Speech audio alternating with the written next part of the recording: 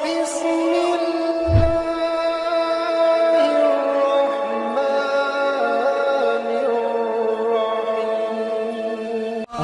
আলাইকুম রহমতুল্লাহ। পরম করুণাময় অতি দয়ালু আল্লাহর নিকট আপনাদের মঙ্গল, সুস্বাস্থ্য এবং আপনাদের পারিবারিক শান্তি কামনা করে ভিডিওটি শুরু করছি। কেন তান্ত্রিক, বেদ, ওঝা, জাদুকর, কবিরাজ যারা কোরআন এবং সহি সুন্নাহ দ্বারা চিকিৎসা না করে ভুলভাবে চিকিৎসা করে, শয়তানের সাহায্য নিয়ে, জিন্নাতের সাহায্য নিয়ে তাদের কাছে যাবেন না? কারণ তাদের কাছে আপনি গেলে হয়তো চিকিৎসার মাধ্যমে ফলাফল পাবেন, তবে আখেরাতটা বরবাদ করবেন।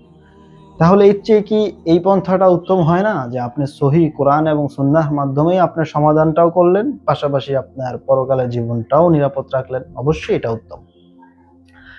আজকে একটাই বাস্তব ঘটনা উল্লেখ করি।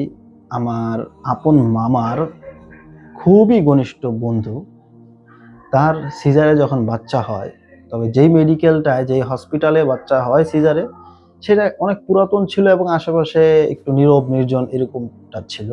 যাই হোক, সেখান থেকে সদ্য ভূমিষ্ঠ বাচ্চার উপর এক জিন্নাতের নজর পড়ে এবং ওই জিন ওই বাচ্চার সাথে চলতে শুরু করে, অর্থাৎ বাচ্চার সঙ্গ নেয়, বাচ্চাকে সে ওইভাবে নজরে রাখতে থাকে। যাই হোক, যখন হসপিটাল থেকে রিলিজ দিয়ে বাসায় নিয়ে আসে, স্বাভাবিক তার ওয়াইফের আচরণ, পাগলামি এই সেই শুরু করলো। তারা বুঝতে পারলো যে মাত্র সিজার হয়েছে, এখনো সিলাইটা শুকায় নাই, এই অবস্থা। তারা বুঝে ফেলছে যে ঝামেলা আছে।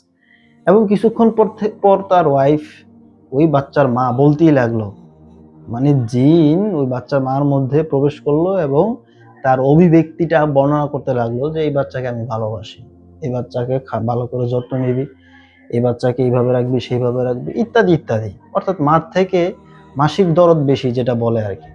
তো তারা বুঝতে পারলো। যাই হোক, অনেক ধরনের ব্যবস্থা, অনেক ধরনের পদ্ধতি। সর্বশেষ ওই জিন দাবি করছে মন্দিরে, অমুক মন্দিরে গিয়ে ফুল দেওয়া, ফল দেওয়া ইত্যাদি দিলে সে চলে যাবে আর আসবে। এখন ওনারা ওই কাজটাই করছে, মন্দিরে গিয়েছে, ফল ফুল ইত্যাদি দিয়েছে। এখন আমার কথা হলো, যদি তাদের কাছে সঠিক নলেজ থাকতো, সহি জ্ঞান থাকতো, তাহলে তারা সহি কোরআন এবং সুন্নাহ অনুযায়ী যারা কাজ করেন সেই সমস্ত মুদাব্বিরিনের নিকট তারা আসতেন, শরণাপন্ন হতেন। সেম এই জিনকে তাড়িয়ে দিতেন, তার বাচ্চাকে নিরাপদ রাখতেন, পাশাপাশি তার পরকালের জীবনটাও নিরাপদ থাকতো। তো এর জন্য অবশ্যই একটু সচেতন হন। ঠিক যেরকম ভাবে শারীরিক সমস্যায় আমরা পড়লে আমরা ভালো মন্দ ডাক্তার যাচাই বাছাই করি, যদি বাজে ডাক্তার, পচা ডাক্তারের কাছে, যারা অনভিজ্ঞ ডাক্তার, তাদের হাতে আমরা পড়ি, তাহলে আমাদের জীবনটা, মানে সুস্থতা তো দূরের কথা, বরং তো অসুস্থ হয়ে কবর পর্যন্ত পৌঁছে যেতে পারি। সেম একইভাবে আপনার যদি কোনো জাদুঘর, যারা তান্ত্রিক, বেদ, ওঝা আছে, যারা কোরআন সুন্নাহর বাইরে চিকিৎসা করে, তাদের শরণাপন্ন হয়ে কাজ করেন, হয়তো কাজের রেজাল্ট পেতে পারেন, তবে আপনার আখিরাত বরবাদ হবে। সুতরাং সাবধান থাকুন। সহি কোরআন সুন্নাহ অনুযায়ী যারা চিকিৎসা দেন, তাদের নিকট গিয়ে আপনারা জিনের চিকিৎসা, জাদুঘরের চিকিৎসা, স্বামী স্ত্রীর বিচ্ছেদ হয়ে যাচ্ছে, সংসারে অশান্তি, ব্যবসা বাণিজ্য অনাকাঙ্ক্ষিত বরকত নাই, মানুষের নজর, বদনজর, জিনের বদনজরও লাগে, হাদিসে আছে জিনেরও বদনজর লাগে। তো যাই হোক, আপনারা সহিভাবে চিকিৎসা নেবেন, আপনারা ভালো থাকবেন আশা করি। আসসালামু আলাইকুম ওয়া রাহমাতুল্লাহ।